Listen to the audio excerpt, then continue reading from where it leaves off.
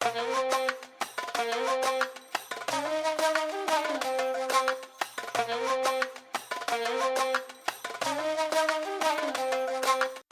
አፍሪካ የጦርነት አውድማ እስኪመስለን ድረስ በየቦታው የምንሰማቸው የጦርነትና የሰቆቃ ዜናዎች አወይ የማያልፍለት ምድር እያል ስንብሰለሰል ስንጠይቅም ኖረናል። ነገር ግን ይህንን አፍሪካን የጦርነትና የመከራ ቦታ የሚለውን ትርክት ውድቅ የምታደርግልን እጅግ ሰላማዊ የሆነችው ውቧ በደቡባዊ አፍሪካ የምትገኝ ሀገር ላስጎበኛችሁ ነው። ናሚቢያ ትባላለች። ስፋቷ የሀገራችን ኦሮሚያና አማራ ክልሎች አንድ ላይ ተጣምረው ካላቸው ስፋት በእጅግ ይበልጣል። የህዝብ ብዛቷ ግን የአዲስ አበባ ህዝብ ግማሽ ቢሆን ነው። ነፃነቷን ከተቀዳጀችበት ከፈረንጆቹ ከ1990 ወዲህ ሀገሪቱ የጥይትም ሆነ የጦርነት ድምፅ ሳይሰማባት ይኸው 35 ፍጹም ሰላማዊ ዓመታትን አስቆጥራለች። ሰላማዊ የስልጣን ሽግግሮች በአንጻራዊም ተአማኒ የሚባሉ ምርጫዎችን ታደርጋለች። አፍሪካ ውስጥ በዜጎች የነፍስ ወከፍ ገቢ የላይኛው መካከለኛ ገቢ ካላቸው የበለጸጉ ሀገራት ተርታም ትሰለፋለች። በአንድ ወቅት የጀርመን ቅኝ ግዛት አካል የነበረችው ናሚቢያ አፍሪካዊ ግርማ ሞገስን ከጀርመኖች አርኪቴክቸር ጋር አጣምራ በውበት ላይ ውበት ተጨምሮላት እዩኝ እዩኝ ትላለች። ፈጣሪ ከሁሉም የተፈጥሮ አይነቶች አንድን ሳያስቀር ተጠቦ ሰርቶኛል ብላ ብትመካ እውነት የሚያምርባት ሀገር ነች። ማለቂያ የሌላቸው የበረሃ ሜዳዎች፣ ረዣዥም ወንዞች፣ ሰፋፊ የሳቫና ምድር፣ የዱር አራዊቶች፣ ተራሮችና ረዥምና ሰፊ የአትላንቲክ የባህር ዳርቻ ተችሏታል። የአፍሪካ ሁለተኛው ትልቁ በረሃ የሆነው ካላሃሪ በረሃ እንዲሁም የናሚብ በረሃ ሀገሪቱን አሸዋማ መልክ ሰጥተዋታል። በዱር አራዊት ጥበቃም ቢሆን ናሚቦች አይታሙም። ከአፍሪካ ግዙፍ የዱር አራዊት ፓርኮች አንዱ የሆነው ኤቶሻ ናሽናል ፓርክ በጉያዋ ይዛለች። በረሃና ውቅያኖስ የሚሳሳሙበት፣ የተፈጥሮ ተቃርኖዎች በፍቅር የሚተቃቀፉበት፣ የተፈጥሮ ትንግርትን የሚያሳየን ዝነኛው ስኬለተን ኮስት የአትላንቲክ ውቅያኖስ ከናሚብ በረሃ ጋር አፍ ለአፍ ገጥመው የሆድ ሆዳቸውን የሚያወጉበት አስደማሚ ስፍራ። የሀገሪቱ መዲና የሆነችው ዊንድሆክ አፍሪካ ውስጥ በንጽህናቸው ከሚታወቁ ከተሞች አንዷ ነች። እጅግ የተዋጣለት መሠረተ ልማትንና ዘመናዊነትን ከታሪካዊ ቅርሶች እንዲሁም ከተፈጥሮ ጥበቃ ጋር ግሩም አድርጎ ያዋሃደ የከተማ እድገት።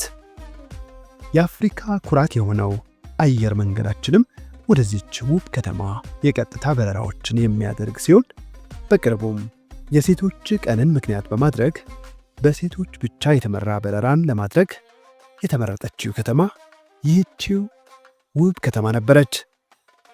በአጠቃላይስ ኑሮ በናሚቢያ ምን ይመስላል? በዛሬው 68ኛው የዓለምን ይወቁ ኤፒሶዳችን ከአዲስ አበባ በ5 ሰዓት ከ45 ደቂቃ በረራ ወደ ናሚቢያ በመጓዝ እነዚህንና ሌሎች ናሚቢያን የሚመለከቱ አስገራሚ እውነታዎችን እንቃኛለን። ፕላኔታችን አስደናቂ ናት። በዚህ ቻናልም ወደ ሁሉም ሀገሮች እየተጓዝን እያንዳንዱ ሀገር ምን ልዩ እንደሚያደርገው እንዳስሳለን። እናንተም ሰብስክራይብ ካላረጋችሁ ሰብስክራይብ በማድረግ እንድትጀምሩ፣ ላይክ እና ኮሜንት በማድረግም ፓስፖርታችሁን በማሳደስ አብራችሁን ተጓዙ። የዲኤምሲ ሪል ስቴት የመጨረሻው የለቡ መብራት ኃይል ብሎክ ተለቀቀ። ሲጠበቅ የነበረውና የመጨረሻ ብሎክ 20% ቅናሾችን አድርጎ በ8% ቅድመ ክፍያ 60% የባንክ አማራጭ ተመቻችቶላቸው ከዝቅተኛ ፍሎር ጀምሮ ቤቶችን ለሽያጭ አቅርቧል። ባለ 1 መኝታ በ431 ሺህ ብር ቅድመ ክፍያ፣ ባለ 2 መኝታ በ619 ሺህ ብር፣ ባለ 3 መኝታ በ870 ሺህ ብር እንዲሁም ባለ 4 መኝታ ከ1 ሚሊዮን ብር ቅድመ ክፍያ ጀምሮ ያገኛሉ። ውስን ቤቶች ብቻ የወጣ ቅናሽ ስለሆነ ፈጥነው ይመዝገቡ። ለበለጠ መረጃና ሳይቱን ለመጎብኘት በ0912 38 98 13 ይደውሉ። ዲኤምሲ ሪል ስቴት። በአህጉራችን አፍሪካ ደቡብ ምዕራብ ጫፍ ላይ የምትገኘው ናሚቢያ ወደ 825,000 ስኩዌር ኪሎ ሜትር የቆዳ ስፋት ያላት ሲሆን ይህም የሀገራችን አማራና ኦሮሚያ ክልሎች አንድ ላይ ተጣምረው ካላቸው ስፋት በእጅጉ የሚበልጥ ነው። ናሚቢያ የቆዳ ስፋቷ አፍሪካ ውስጥ ካሉት ትላልቅ ሀገሮች አንዷ ያደርጋታል። ነገር ግን አጠቃላይ የህዝብ ብዛቷ 2.9 ሚሊዮን ብቻ በመሆኑ ከስፋቷ አንጻር በጣም ጥቂት ነዋሪዎች ካሏቸው ሀገሮችም አንዷ ነች። አስቡት፣ ይህቺ ግዙፍ ሀገር የህዝብ ብዛቷ የመዲናችን የአዲስ አበባ ከተማ ግማሽ እንኳን አይሞላም። ናሚቢያ በሰሜን ከአንጎላና ከዛምቢያ፣ በምስራቅ ከቦትስዋና፣ በደቡብ ከደቡብ አፍሪካ ጋር ትዋሰናለች። በምዕራብ በኩል ደግሞ ረዥምና ማራኪ የአትላንቲክ የባህር ዳርቻ አላት። አብዛኛው የናሚቢያ መሬት በረሃማ ወይም ከፊል በረሃማ ነው። የአገሪቱ ጂኦግራፊ በአራት ዋና ዋና ክልሎች ከፋፍለን ማየት እንችላለን። በምዕራብ በኩል ጥንታዊው የባህር ዳርቻ በረሃ የሆነው ናሚብ በረሃ ወይም ናሚብ ደዘርት ይገኛል።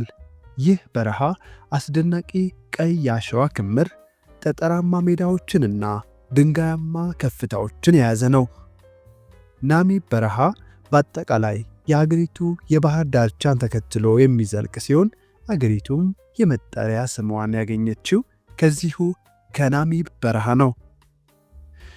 መካከለኛው የአገሪቱ ክልል ከሰሜን ወደ ደቡብ የሚዘልቅ ሲሆን በድንጋያማ ኮረብታዎችንና ተራሮች መካከል ተወሽቃ የምትገኘውን ዋና ከተማዋ ዊንድሆክን ጨምሮ አብዛኛው የናሚቢያ ሕዝብ የሰፈረባቸው አካባቢዎችን እናገኛለን። ይህ ክልል በአንጻራዊነት ደጋማ የአየር ንብረት ያለው ሲሆን ሰፋፊ እርሻዎች፣ የእንስሳት እርባታንና የከተማ ኑሮን ይደግፋል። ወደ ምስራቅ የሀገሪቱ ክልል ስናመራ ሰፊው የካላሃሪ በረሃ ማለትም ካላሃሪ ደዘርትን እናገኛለን። ካላሃሪ የሰሜን አፍሪካው ሰሃራ በረሃን ተከትሎ የአህጉራችን ሁለተኛው ትልቁ በረሃ ነው።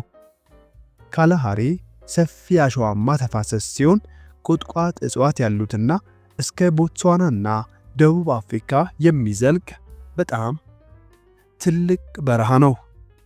ምንም እንኳን ክልሉ ከፊል በረሃማ ቢሆንም ደረቃማ አካባቢውን የተላመዱት የአርብቶ አደር ማህበረሰቦችንና የዱር እንስሳት ይኖሩበታል። የናሚቢያ የሩቅ ሰሜን ምስራቅ ክልል ደግሞ በእጅጉ የተለየ ነው። ዛምቤዚ ክልል በመባል የሚታወቀው ይህ ክልል ጠባብ፣ ጠፍጣፋና ለም ሲሆን እንደ ዛምቤዚ፣ ኦካቫንጎና ኳንዶ ባሉ ትላልቅ ወንዞች የተቀረጸ መልክዓ ምድርና ሕይወት አለው። ይህ ክልል በአጠቃላይ ሞቃታማ የአየር ንብረት ያለው ሲሆን ከፍተኛ ዝናብንና የበለጸገ የብዝሃ ሕይወትንም ይዞ እናገኘዋለን። ናሚቢያ በሰሜን ማዕከላዊ ክልል የሚገኘውን ዝነኛውን ኤቶሻ ፓንን በጉያዋ አቅፋ ይዛለች። ይህ ትልቅ ጨዋማ የውሃ አካል ሲሆን የኤቶሻ ብሔራዊ ፓርክ አካል ነው። ፓርኩም አፍሪካ ውስጥ ቀዳሚ የዱር እንስሳት መመልከቻና ተመራጭ የቱሪስት መዳረሻ ስፍራ ነው። የናሚቢያ የአየር ንብረት በአብዛኛው ደረቅ የሚባል ሲሆን ሞቃት ቀናትንና ቀዝቃዛ ሌሊቶችን ታስተናግዳለች። አብዛኛው የሀገሪቱ ክፍል ውስጥ ዝናብ እምብዛም አይጥልም። ዝናብ ካገኙም በአብዛኛው በበጋ ወራት ማለትም ከህዳር እስከ መጋቢት ባሉት ወራቶች ውስጥ ነው።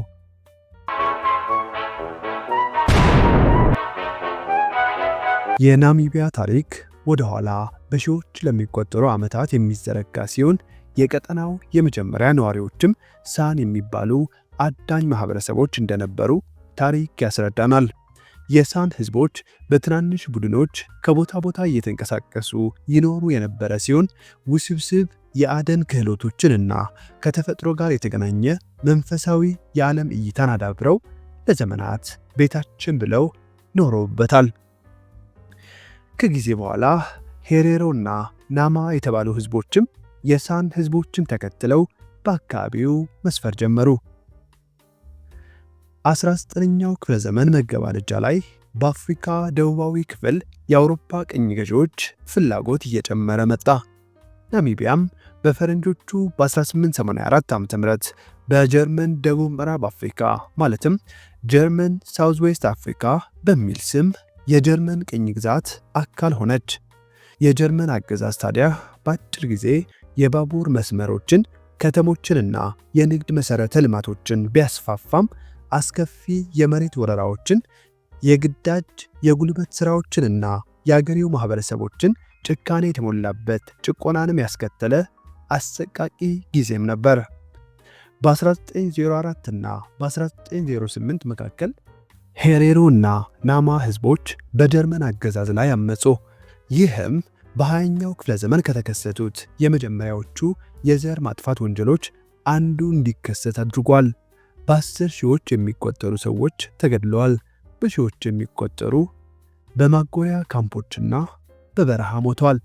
ይህ የጀርመን ቅኝ ገዢዎች ድርጊት የናሚቢያ አሰቃቂ የቅኝ ግዛት ታሪክ ሆኖ ተመዝግቦ አልፏል። በአንደኛው የዓለም ጦርነት ጀርመን ከተሸነፈች በኋላ ግዛቱ በወቅቱ የሊግ ኦፍ ኔሽንስ ውሳኔ መሠረት በደቡብ አፍሪካ አስተዳደር ስር እንዲሆን ተወሰነ። ደቡብ አፍሪካ ናሚቢያን እንደ አንድ የግዛቷ አካል በማድረግ ዘረኛው የአፓርታይድ ሥርዓትን ተግባራዊ ያደረገች። በደቡብ አፍሪካ አገዛዝ ላይ የተነሳው ተቃውሞ እየጨመረ በሄደበት በ1960ዎቹ ደግሞ የደቡብ ምዕራብ አፍሪካ ሕዝቦች ድርጅት ወይም ስዋፖ ተመሠረተ። በሳን ኒዮማ መሪነት ስዋፖ ለነፃነት የሚታገል ዋና የፖለቲካና ወታደራዊ ኃይልም ሆነ።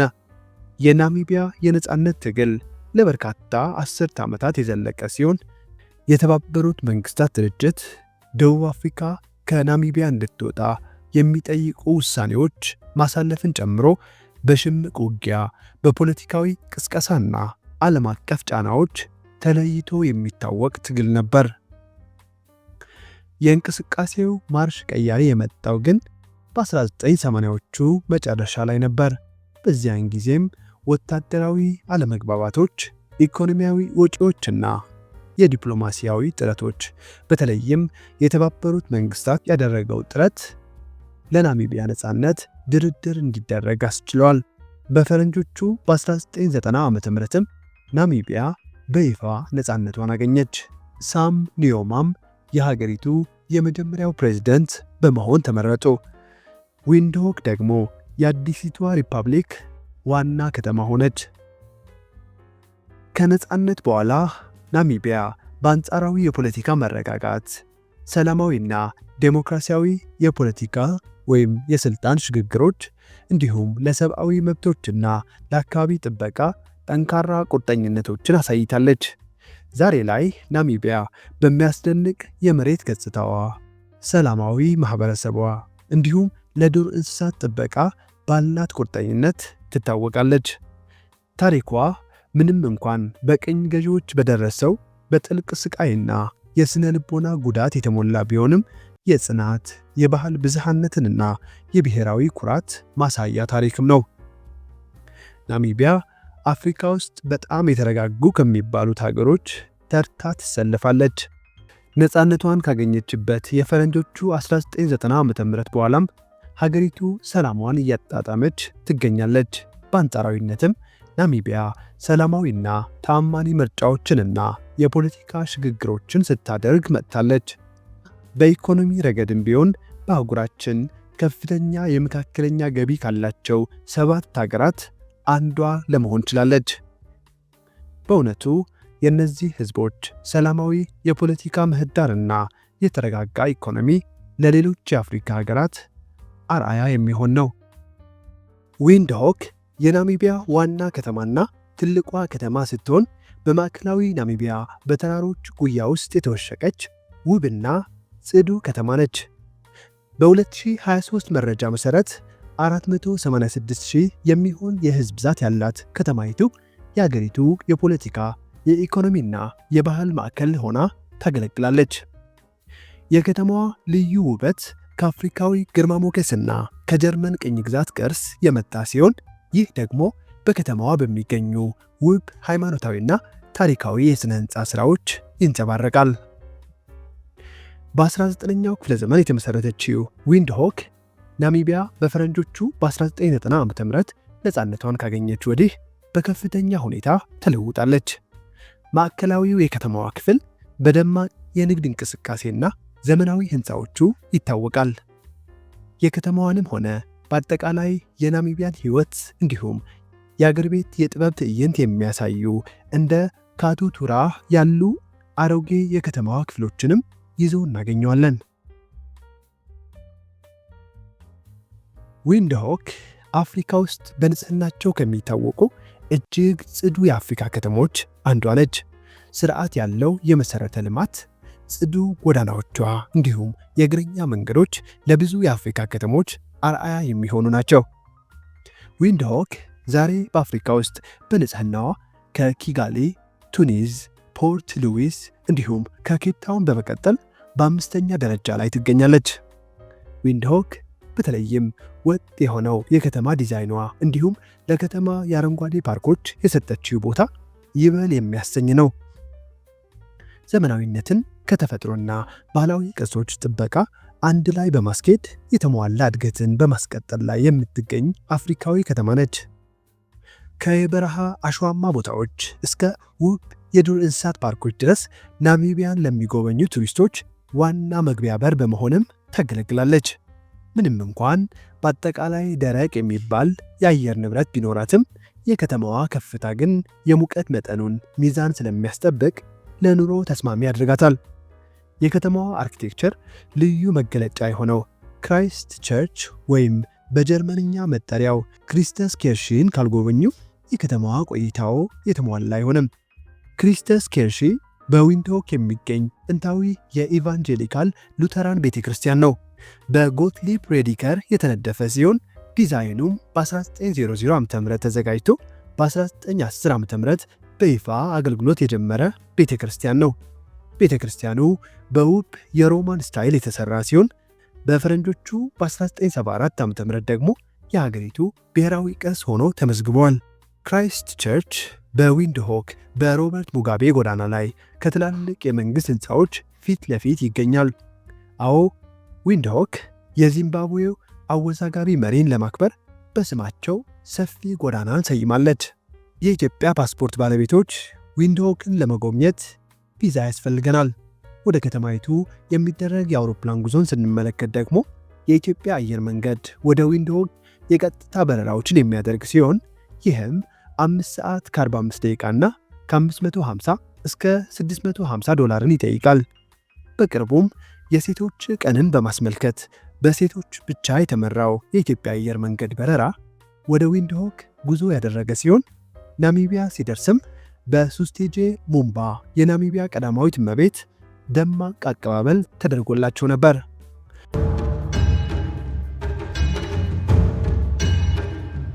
የናሚቢያ ኢኮኖሚ በሁለት ዋና ዋና መዋቅሮች የተገነባ ነው። ዘመናዊና ካፒታል ኢኮኖሚ ዘርፎች ከባህላዊው የግብርና እንቅስቃሴ ጎን ለጎን እናገኛቸዋለን።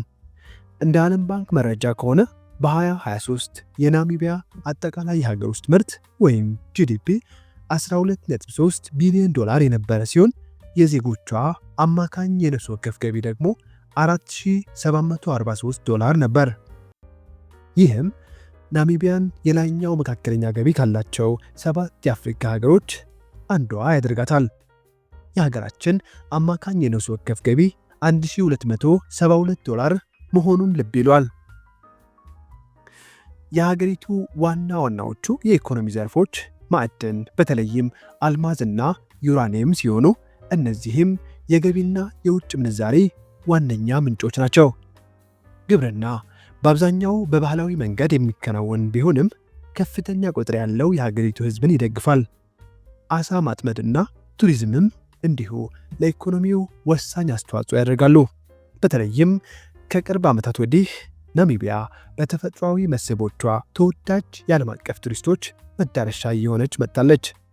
የናሚቢያ ኦፊሻላዊ ምንዛሪ የናሚቢያ ዶላር ሲሆን ይህ ቪዲዮ በተሰራበት ወቅት አንድ የአሜሪካን ዶላር በ17.9 የናሚቢያ ዶላር ይመነዘራል።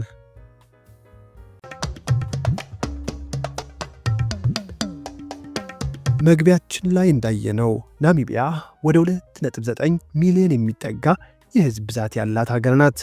ናሚቢያ የተለያዩ ብሔረሰቦችን ያቀፈች ስትሆን አብዛኛው ህዝቧ ማለትም ወደ 50 ከመቶ የሚሆነውን የሚሸፍኑት የአቫምቦ ተወላጆች ናቸው። በመቀጠል ካቫንጎ 9 ከመቶ፣ ሄሬሮ 7 ከመቶ ይገኙበታል።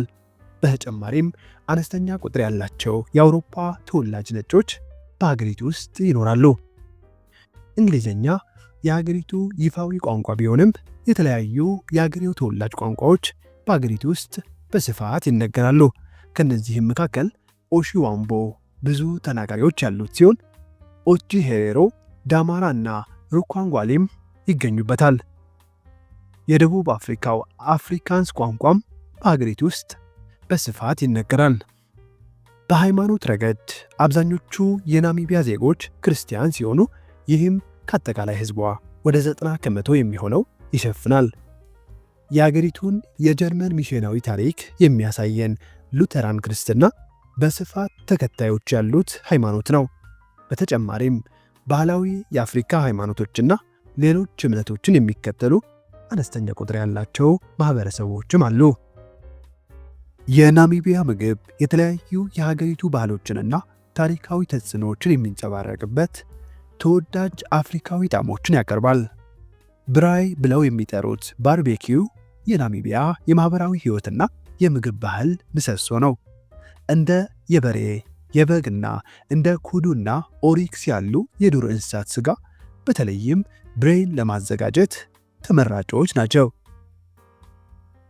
ፖቲኮስ ብለው የሚጠሩት በተለምዶ 3 እግር ባለው የብረት ድስት ውስጥ በዝግታ የሚመስል ምግባቸው ደግሞ ሌላው ስጋ፣ አትክልትና ቅመማ ቅመሞችን አጣምሮ የያዘ በናሚቦች ማዕድ የማይጠፋ የምግብ አይነት ነው። ናሚቦች በተለይም በመዲናቸው ስም የተሰየመው ዊንድሆክ ቢራን ሰብሰብ ብለው መጎንጨት እጅግ ይወዳሉ። ናሚቢያን የማየት ዕድል ካገኛችሁ በሀገሪቱ ውስጥ መታየት ካለባቸው አስደናቂ ቦታዎች ጥቂቶቹን እንደሚከተለው እናስቃኛችሁ። ኤቶሻ ብሔራዊ ፓርክ አፍሪካ ውስጥ ታዋቂና ተመራጭ ከሆኑት የዱር እንስሳት መመልከቻ ስፍራዎች አንዱ የሆነው ኤቶሻ በሰፊው የሳቫና ሜዳውና ብዙ የዱር እንስሳት መኖሪያነቱ ይታወቃል። ናሚቢያን ቀዳሚ የቱሪስት መዳረሻዎች እንድትሆን ካደረጓት ቦታዎች አንዱ የሆነው ኤቶሻ ከቢግ 5 ወይም 5ቱ ግዙፍ የዱር አራዊቶች አራቱም ማለትም አንበሳ፣ ነብር፣ ዝሆንንና አውራሪስን በስፋት ይዞ እናገኘዋለን። ፓርኩ በተለይም በውሃማ ቦታዎች ዙሪያ መኪና ላይ ሆነው የዱር እንስሳትን ለመመልከት ወይም ደግሞ ጌም ድራይቪንግ ጥሩ እድሎችን ይሰጣል።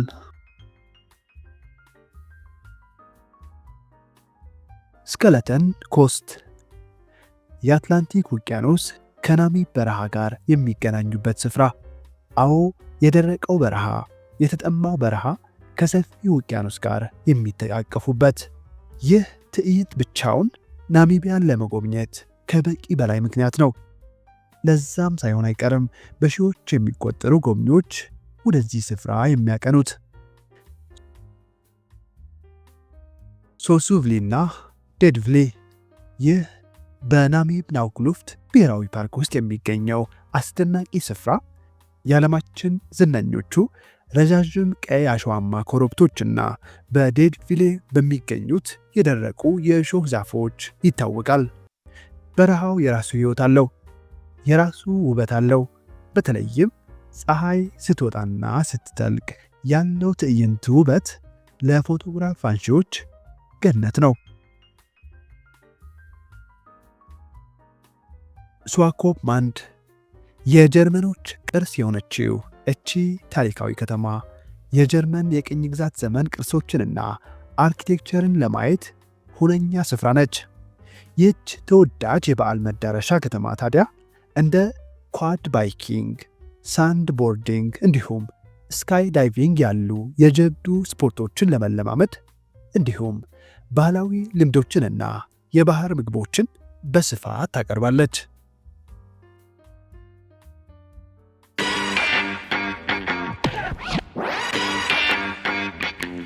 ናሚቢያ ለሚኖሩ ዘመዶ ወይም ጓደኛው ለመደወል ከፈለጉ የአገሪቱ የስልክ ኮድ የሚጀምረው በ+264 ነው። የናሚቢያ የሰዓት አቆጣጠር በጂኤምቲ +2 ላይ የሚገኝ ሲሆን ይህም ማለት በጂኤምቲ +3 የምትገኘው ሀገራችን ኢትዮጵያ በአንድ ሰዓት ትቀድማታለች ማለት ነው። ውድ የማራኪ ቤተሰብ የዛሬው የናሚቢያ ጉዞአችን በዚህ አብቅቷል። ናሚቢያ ውስጥ የምትኖሩ ከሆነ ወይም ሀገሪቱን የማየት እድል ገጥሟችሁ ከነበር ስለ ሀገሪቱ የምታውቁትን ኮሜንት አድርጉልን። ቪዲዮውን እስከ መጨረሻ ካያችሁት ደግሞ አፍሪካዬ የሚለውን ቃል ኮሜንት ላይ በመጻፍ እስከ መጨረሻ አብራችሁን እንደበረራችሁ ግለጹልን። በቀጣይ ኤፒሶድ በሌላ አህጉር በሌላ ሀገር እስክንገናኝ ድረስ ናሚቦቹ እንደሚሉት ሺልዊ ፖናዋ ደህና ሁኑ።